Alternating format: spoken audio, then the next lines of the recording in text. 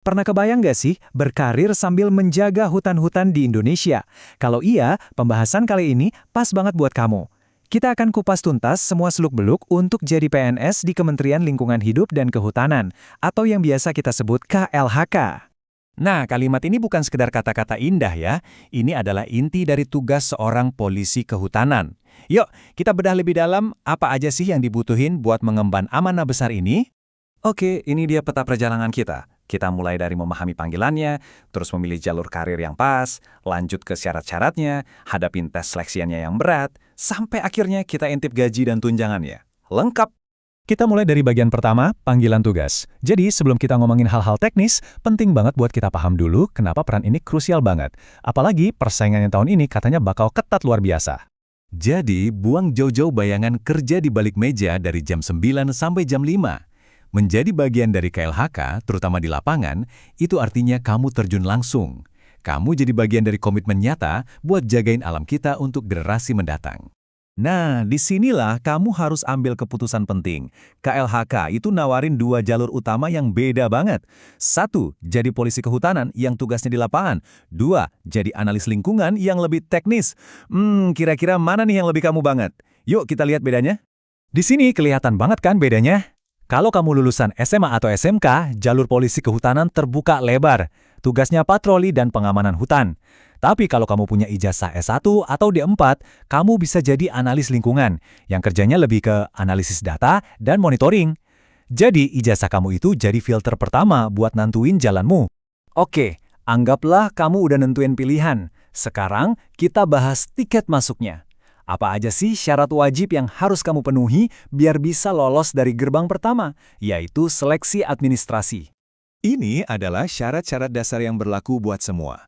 Mulai dari WNI, usia antara 18 sampai 35, dan yang paling penting nih, siap ditempatkan di seluruh pelosok Indonesia. Pastiin ya, semua poin ini udah kamu centang. Tapi, ada tapinya. Khusus buat kamu yang ngincer posisi polisi kehutanan, ada satu hal yang super krusial, standar fisik. Syarat ini bakal jadi filter paling pertama, bahkan sebelum tes-tes lain dimulai. Untuk pria, tinggi badan minimalnya adalah 165 cm. Dan untuk wanita, 160 cm. Nggak cuma itu, berat badan juga harus proporsional dan, ini penting, nggak boleh buta warna. Ini syarat mutlak, nggak ada tawar-menawar. Nah, ini dia daftar belanjaan dokumennya. Pastikan semuanya udah di-scan dan siap sedia. Serius, jangan sampai perjuangan kamu gagal cuma gara-gara salah upload atau dokumen kurang. Itu kesalahan sepele yang nyesek banget. Anggap aja ini tes ketelitian pertamamu. Kalau semua dokumen kamu lolos, selamat. Tapi jangan senang dulu, karena kamu baru aja masuk ke arena yang sesungguhnya. Serangkaian ujian berat yang dirancang cuma buat nyari bibit-bibit terbaik. Perintangan pertama adalah SKD, atau Seleksi Kompetensi Dasar. Semuanya wajib lewat sini. Ingat, targetmu bukan cuma sekedar lolos passing grade ya. Targetmu adalah dapat skor setinggi-tingginya biar bisa masuk peringkat atas. Kamu bisa lihat di sini skor minimal untuk TWK, TIU, dan TKP. Tapi sekali lagi, ini cuma skor minimal. Kenyataannya, cuma mereka yang ada di peringkat teratas, biasanya sih 3 kali lipat dari jumlah formasi yang dibuka, yang bakal maju ke babak selanjutnya. Dan ini dia alasannya kenapa babak selanjutnya itu jadi penentu.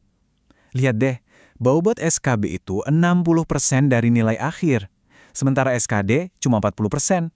Artinya apa?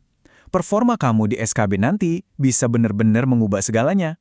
Khusus untuk Polhut, SKB itu kayak lari maraton. Ada banyak tahapannya, mulai dari tes pengetahuan teknis pakai komputer, tes fisik yang menguras tenaga, evaluasi psikologis, sampai akhirnya diuji komitmennya lewat wawancara. Sekarang tolong fokus banget ke bagian ini. Dari semua tes SKB tadi, tes fisik atau kesamaptaan itu sifatnya paling krusial. Kenapa? Karena ini sistem gugur. Sekalipun nilai CAT dan psikotes kamu sempurna, kalau gagal di tes fisik, perjalananmu otomatis berhenti di situ juga. Titik. Jadi, kapan harus mulai latihan? Jawabannya sekarang. Ini dia menu latihannya. Lari 12 menit, pull up atau chinning, sit up, push up, dan shuttle run. Ini bukan tes main-main, jadi persiapkan fisikmu dari jauh-jauh hari. Oke, setelah ngelewatin semua perjuangan itu, pasti kamu bertanya-tanya, imbalannya sepadan nggak sih? Nah, sekarang kita masuk ke bagian yang paling ditunggu-tunggu, gaji dan tunjangan. Kunci buat ngerti gaji PNS itu ada di satu kata. Tukin, alias tunjangan kinerja. Anggap aja ini semacam bonus kinerja yang jumlahnya signifikan dan seringkali jadi komponen terbesar dari total gaji bulanan yang kamu bawa pulang. Biar ada gambaran, seorang polhut pemula yang lulusan SMA itu bisa bawa pulang take home pay lebih dari 4,9 juta rupiah per bulan.